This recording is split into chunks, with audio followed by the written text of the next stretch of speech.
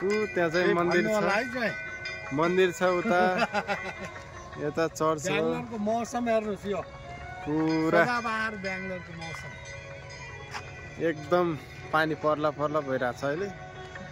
यो चाहिँ ताल वकिङ गर्न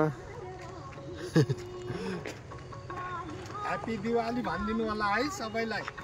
शेयर हुने छ यो भिडियो सबै लाइक शेयर गरिदिनु हाम्रो कान्छे चाहिँ बनाउनु भएको छ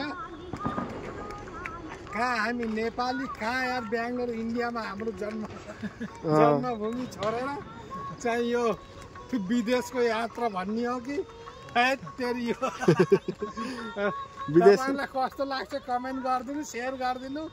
चाहिँ लाइक गरिदिनु है कस्तो लाग्छ हामी आज के अरे यो गोवर्धन पूजा सरले चाहिँ पर्सि भन्छन् भाइटिका मेरो कान्छी बहिनी मेरो भान्जा माइला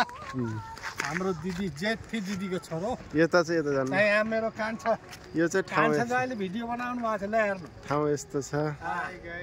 हामी के अरे कर्णाली प्रदेश राजधानी सुर्खेतको हो